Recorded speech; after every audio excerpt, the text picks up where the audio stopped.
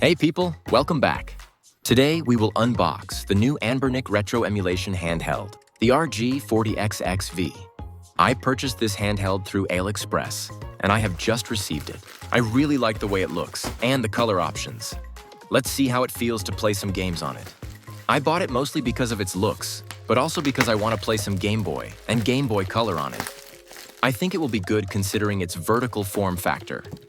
That's where the V in its name come from, by the way.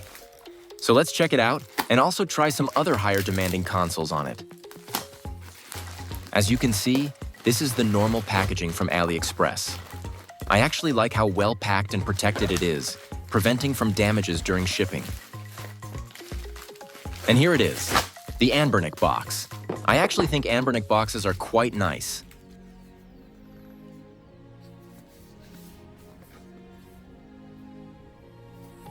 Nice.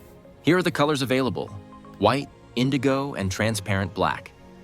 I got the indigo. Let's see if it matches the Nintendo Indigo color.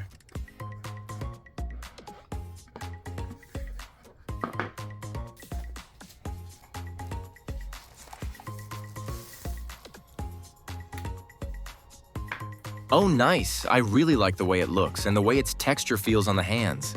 Has some nice clicky buttons too. The back has this ridges to help your fingers grip. Also, the L1, L2, R1, and R2 buttons. The device features a single small joystick right under the D-pad. The stick is the well-known Nintendo Switch Joy-Con style. Like I said, the face buttons are nice and clicky, and the D-pad feels just right. The shoulder buttons also feels very clicky. A little loud, but not too bad though. Here I have one of my Indigo GameCube controller. The GameCube Indigo is more purplish than the Anbernic device. The Anbernic definitely looks a lot more blue than purple. Here is my NEXC Wizard controller for the Switch. It is also an indigo, but NEXC definitely nailed the color to match the GameCube Indigo. The Anbernic is definitely more bluish, way more akin with the blue Switch Lite. Not the same, but similar. Let's check the I/O ports now. On the right side, we have a power button, a reset button, and a SD card port. On the left side, we have a SD card port with the OS and some games that came with it. And also the volume buttons. On the top, there is some LED indicators and a mini HDMI out port. And on the bottom of the device, there's a USB-C port for charging and data transfer, and a headphone jack, and a menu/home button right below the screen. Overall, I feel like it's a very nice device and well built. It doesn't feel cheap or toyish.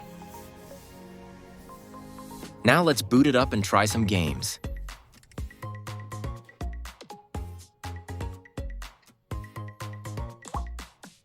Anbernic stock OS is not too bad.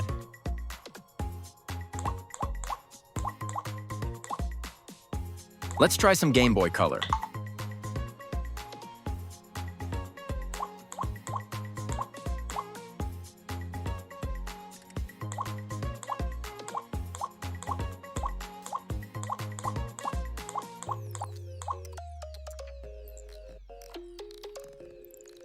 Yes, Dragon Quest 1, or Dragon Warrior 1, depending on whom you ask.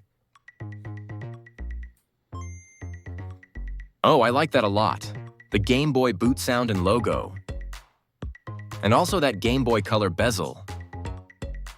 Looks so cool, makes it feel very authentic.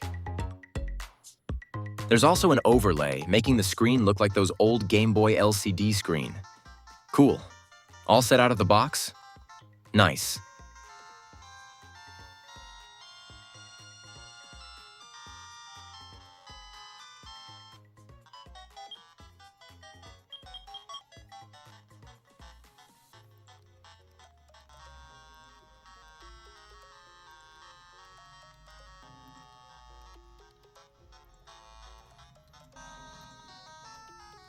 Oh, there's some LED around the joystick.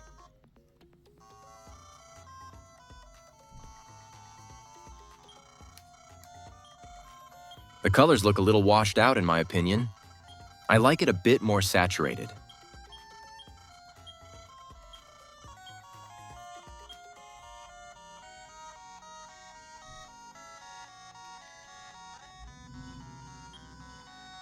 Let's compare it to my modded Game Boy Color with IPS screen. I'm using the EZ Flash Junior flash cartridge.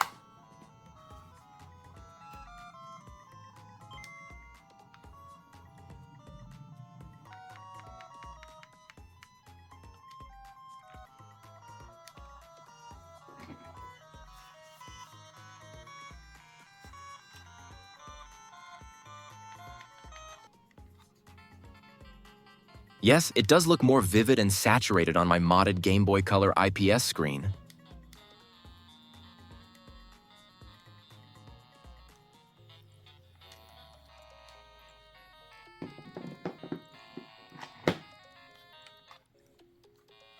Which one do you guys prefer?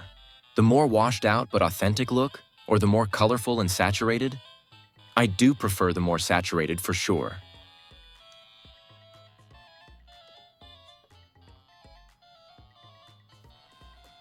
It's actually an easy fix on the Anbernic. All you need to do is to go to the Retro Arch menu and change this setting here.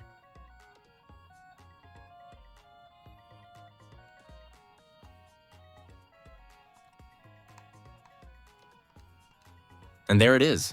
Nice saturated colors.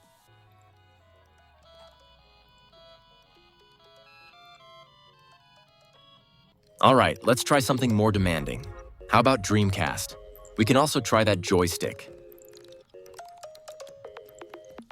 Crazy Taxi it is. We can try that joystick.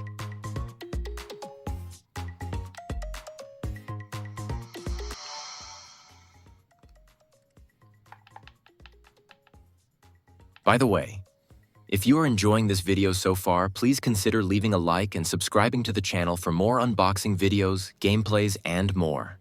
Thank you. Party time, and let's have some fun. All right, let's go make some crazy money. Go ahead and pick a car and driver. Excellent. All right, let's get it on. Hey, it's time to make some crazy money. Are you ready? Here we go. All right, people. I'm muting the game to avoid copyright issues with the songs using during gameplay. But be aware, the audio is working properly during gameplay. No issues.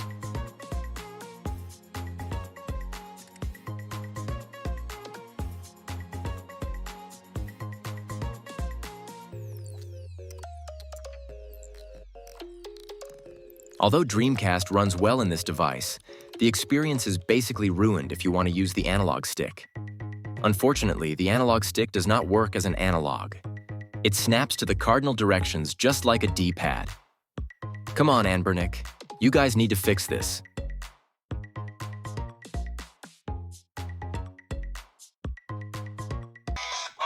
right, it's time to check out how you did today. Now let's take a look. Class E license. No, not good enough. You need some practice. Go on, get back out there. Game over. All right, let's try some Soul Calibur.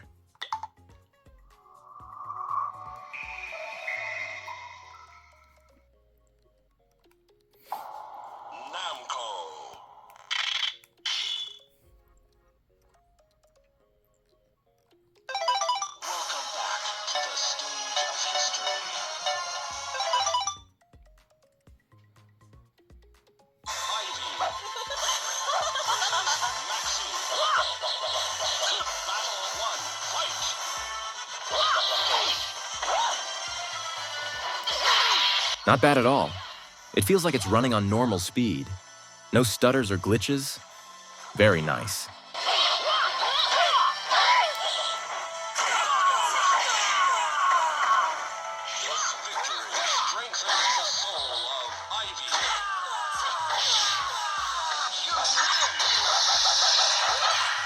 I love Ivy. Her combos are really good.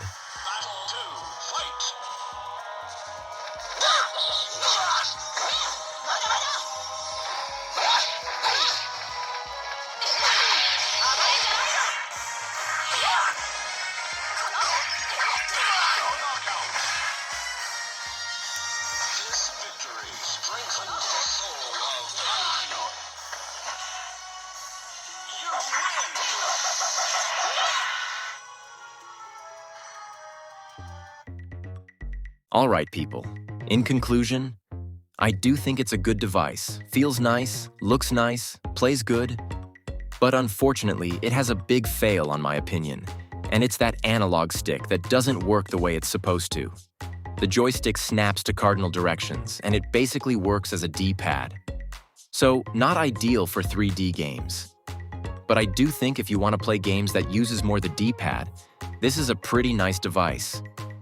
Like I said in the beginning, I will use this as a Game Boy anyways, so I'm happy with it. Okay, thanks for watching, and check one of these videos. See ya!